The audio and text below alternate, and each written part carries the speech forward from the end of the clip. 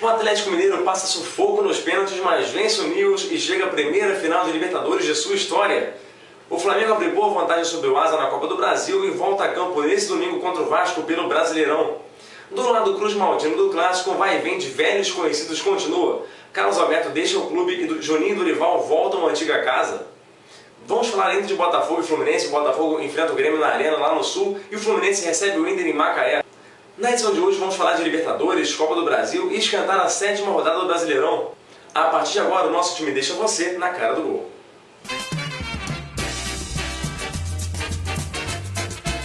Brasil está vazio na tarde de domingo, né? Olha o sambão aqui, é o país do futebol.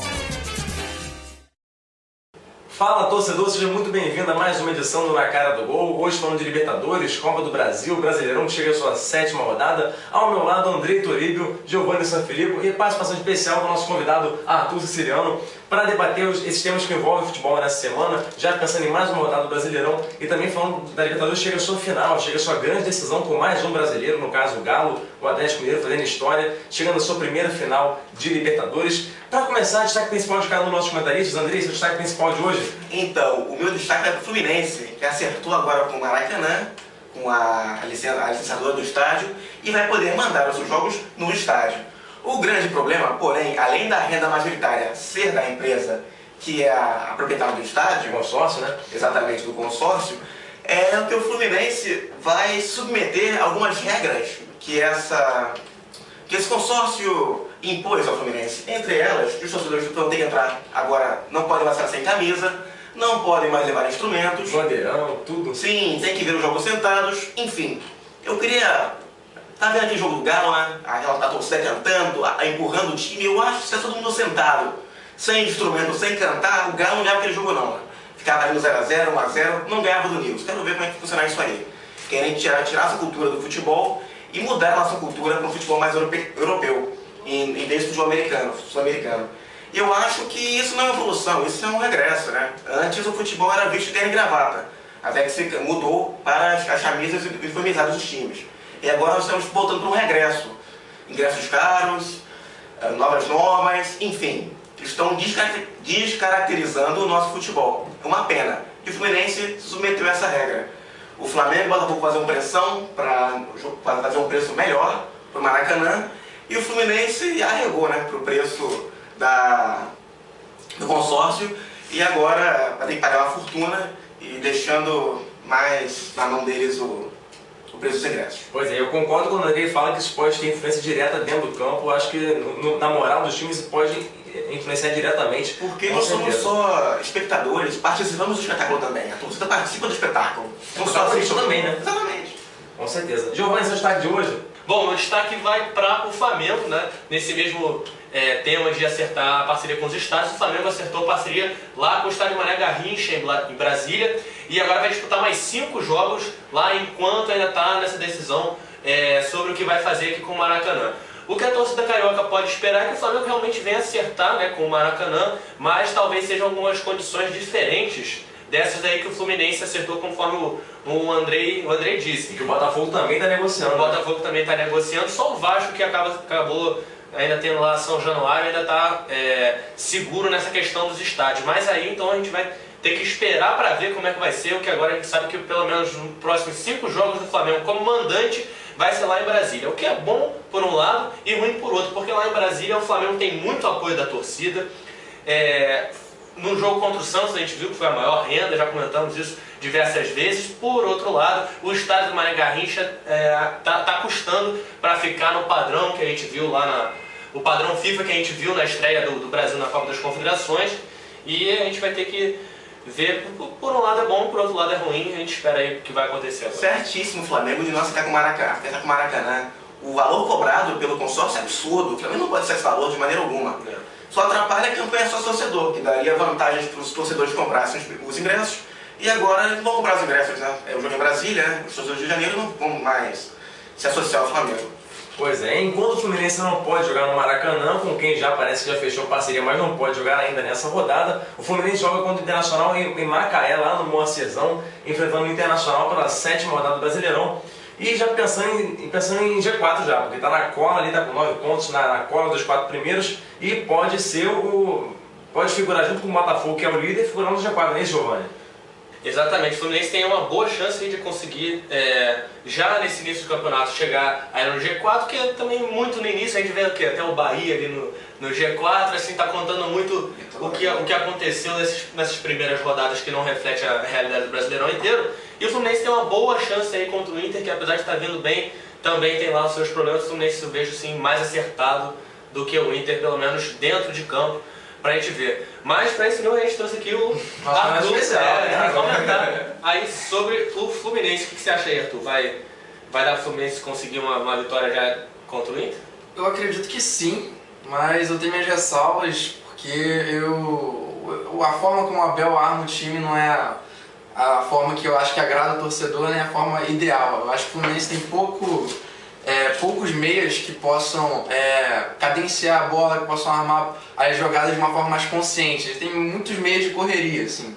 Jogadores que agora com a saída do Thiago Neves, que a torcida comemorou bastante, por sinal, graças à campanha patética dele no decorrer desde a volta dele ano passado, que ele vinha jogando muito mal. E falando que se o Abel sair, a comemoração vai ser a mesma, né? Vai ser proporcional, porque o Abel é um técnico que ele sempre foi contestado no Fluminense. Ele pisou o pé no time, sempre foi contestado. A torcida nunca confiou 100% nele. Ganhou o Brasileiro do ano passado, contestado. Porque ele é um técnico que ele possui uma qualidade que eu acho que é raridade no Brasil. Ele controla o elenco como se não tivesse estrelas, né? Não houvessem estrelas, ele tem o poder. Só que ele não tem, eu acredito que a capacidade dele de enxergar o plano tático do Fluminense fraco. Eu não acredito que ele consiga armar bem. Um padrão de jogo assim, não definido, tem, né? Você não consegue, você enxerga um jogo Fluminense de uma forma, no outro uma coisa completamente diferente. Imprevisível também. Mas no passado era um time cirúrgico. Era mais consistente, mas era mais consistente porque além disso, além do time estar bem montadinho, os jogadores estavam em boa fase. Jean, Cavalieri, Fred, Nem. O próprio Thiago Neves, volta e meia ainda aparecia, né? Assim como aquele clássico Fluminense Vasco no Maracanã Engenhão, se não me engano, foi 2-1 com 2 gols do Thiago Neves. Aquele jogo ele jogou de forma magnífica e basicamente é isso. E para esse jogo agora contra o Internacional, Arthur, o que você espera desse time? O Internacional fez 5-3 no Vasco, será que é Forlan? Tem como se precaver um pouquinho o Fluminense? É um time que tem as suas qualidades, assim como o Fluminense. Só que eu vejo hoje o Fluminense uma zona. Uma zona. É porque é coisa de torcedor dele. Mais crítico, né? Tô só vai em cima mesmo. Eu acredito que agora, com a má fase do Ney também já prejudicou esse time, que ele era o desafogo. O Fluminense sempre jogou nos contra-ataques. Então, acho que o Inter é um time que ele tem tradição, sempre teve, é um time forte, que pode vir em má fase, em boa fase, você tem que tomar cuidado. É o Inter. Então, é um jogo que vai ser 50% de chance para cada um. Assim como um clássico qualquer. Eu acho que se a gente tiver a chance de aproveitar coisas que a gente não está tendo, a gente está jogando até melhor. Vem jogando melhor do que outro time.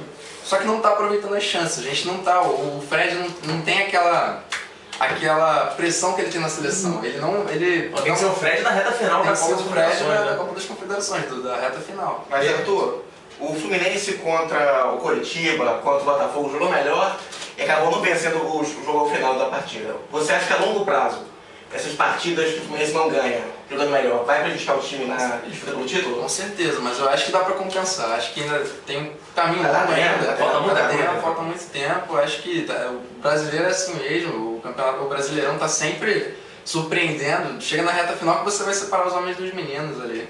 Tá certo. Enquanto o Brasileirão tá no comecinho ainda, a Libertadores chega na sua reta final, chegamos à grande decisão, mais uma vez com o brasileiro, o Atlético Mineiro chegando, fazendo história, pela primeira vez conseguindo chegar à final da Libertadores. Andrei, parece que o Galo agora, essas duas classificações assim, no sufoco, estão motivando ainda mais a torcida, hein? Eu tô vendo muito tricolor falando que o Galo tem muita sorte, que faltou o Fluminense em 2008, né? O cara perder pênalti no último minuto, depois na semifinal perder 2 pênaltis decisivos. Sorte que o Fluminense não teve lá contra a LDU.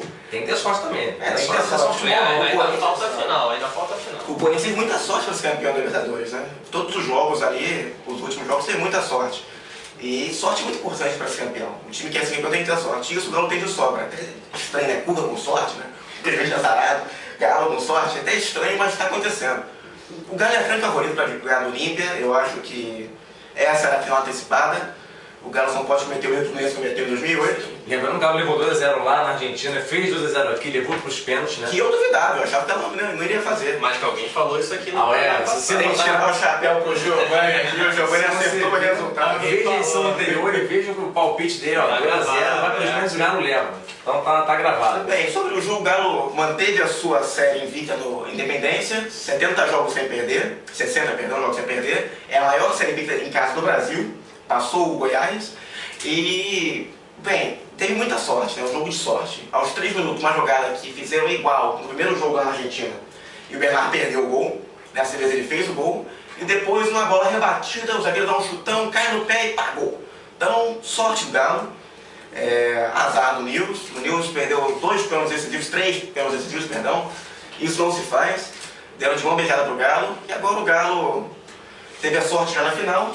Basta competência para vencer o Olímpia. Vai ser vão ser 2 jogos muito difíceis, mas eu acho que o Galo vai vencer e vai ser campeão.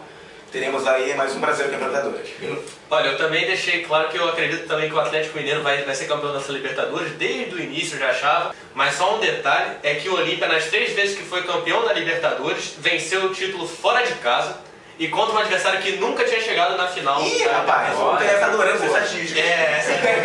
O Cuca vai ter que se precaver com essa estatística. Na final pode ser do Mineirão, né? Porque ia ser no Independência, mas parece que não podem ter jogos em estádios abaixo de 40 mil, o que é um absurdo, porque no passado e retrasado foi no Pacaembu, que tem capacidade para 38 mil pessoas. Então talvez não seja Independência, nem no Defensores del Chaco. Pode ser o jogo, a final deve ser no Mineirão.